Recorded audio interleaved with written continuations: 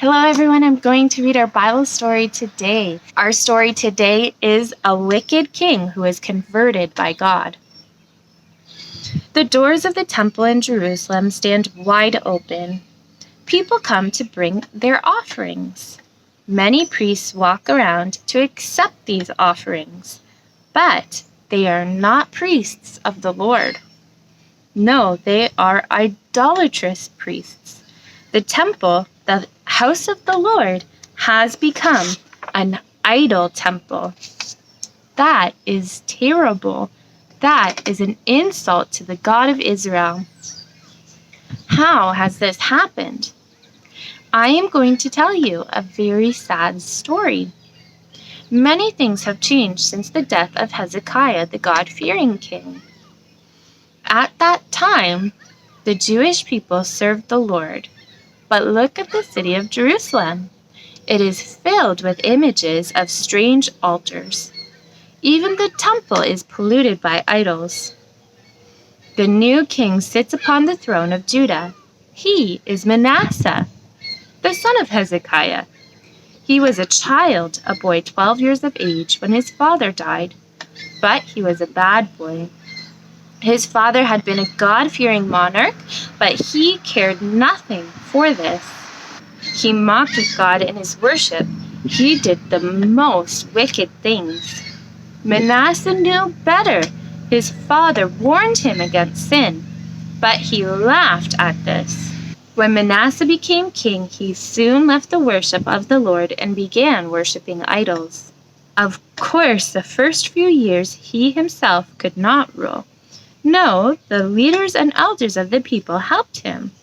They gave him advice, and undoubtedly the elders of Judah gave him wrong advice. Later, when Manasseh was older and he reigned alone, he broke away from everything. The most ungodly things were done upon his command. He again rebuilt the high places which his father had broken down. He caused new images to be built in high places. He planted groves of trees and set idols in these groves, and built altars before these idols. He made those places into heathen, idolatrous sanctuaries. Manasseh did still more to anger the Lord. Besides worshiping all of those idols, he worshipped the sun, the moon, and stars. These heavenly bodies were reverenced by him as gods. He built altars in the court of the Lord's house upon which offerings were brought. These offerings were not to the Lord, but to the sun, the moon, and the stars.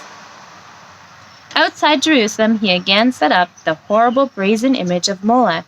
His grandfather Ahaz did that too. Manasseh caused his son to go through the fire, the same as Ahaz had done. Not only in Jerusalem, but also throughout the entire land, the idols were again worshipped. Everything which Hezekiah his father had destroyed was restored by Manasseh.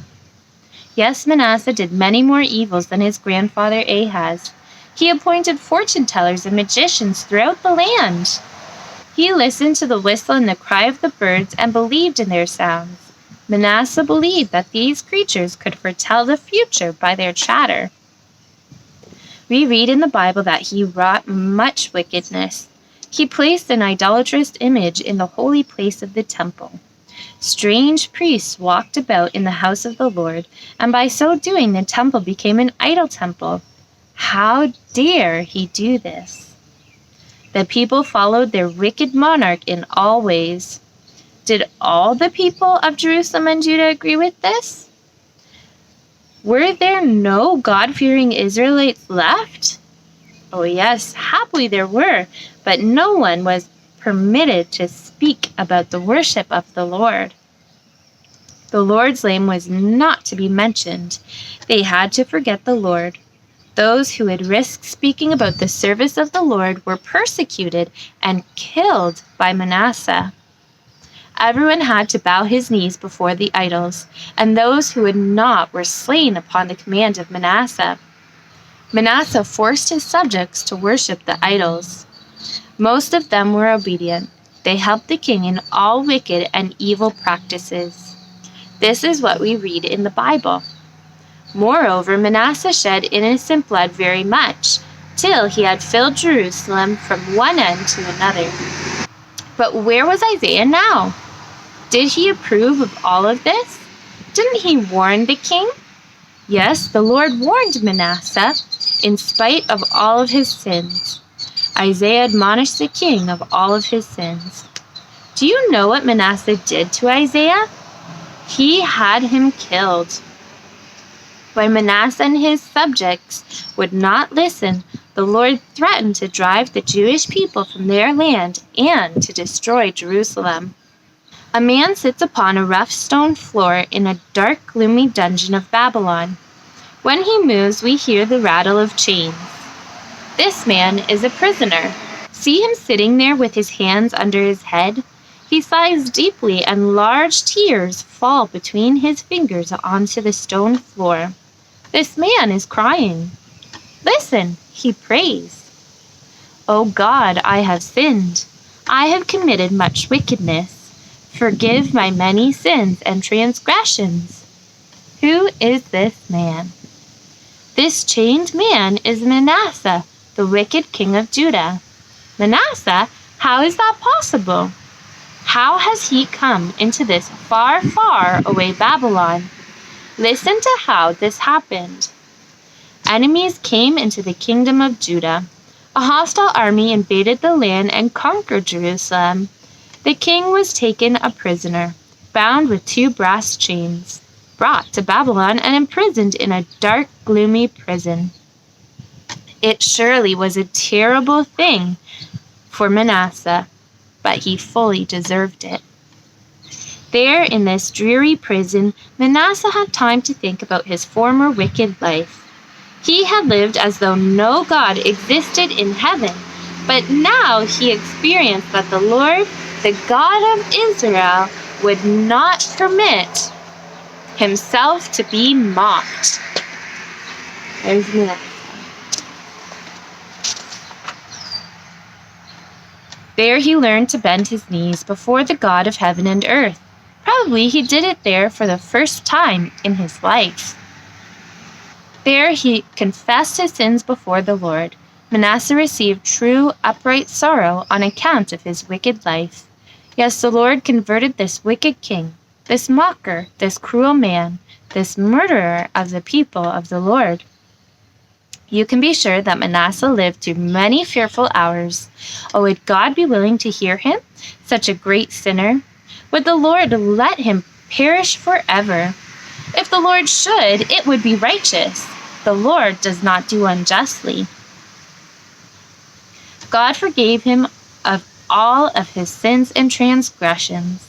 Oh, in that prison, Manasseh saw by faith that the coming Savior also would redeem him from all guilt and transgressions. And the Lord granted him this faith. A heavenly peace descended into his soul.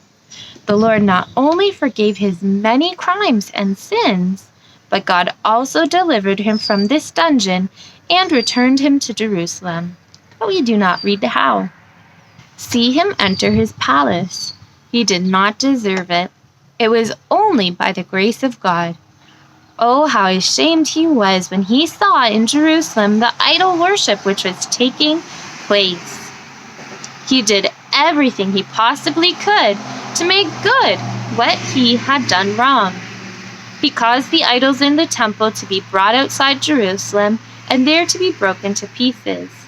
The strange altars in the courts of the house of the Lord were broken down and cleared away. Yes, he took away all of the altars which were in Jerusalem. Now Manasseh worshipped the Lord. He set an example for his people. Wouldn't Isaiah have rejoiced if he could have lived to see this? But that faithful prophet was no longer alive. He had been slain by Manasseh. When the king thought about this, he bowed his head and was ashamed before God and the people. Manasseh grieved about Isaiah's death until the day of his own death. The Lord blessed Manasseh during the last years of his life.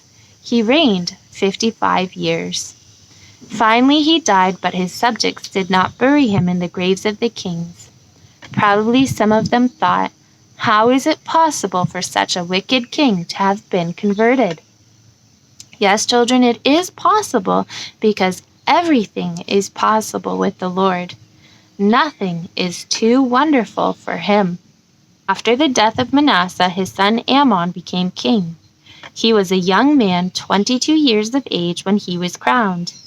He only reigned 2 years, but he did much evil in that short time. We read in the Bible that he did which was evil in the sight of the Lord. He too served idols, the same as his father Manasseh had done before his conversion. He again erected the idol images and altars. He bowed his knees before these lumps of stone and wood and reverenced them. But Amon was not converted. Amon was not humble before the Lord as his father was. A little later he was slain in his own palace by a few of his servants. He was buried next to the grave of his father, not in the graves of the kings. The people killed the murderers of the king, but Amon died in his sins. He was only 24 years of age when he had to appear before God. He only had one small son, 8 years of age, a mere child. This little boy's name was Josiah, and he became king in his father's place.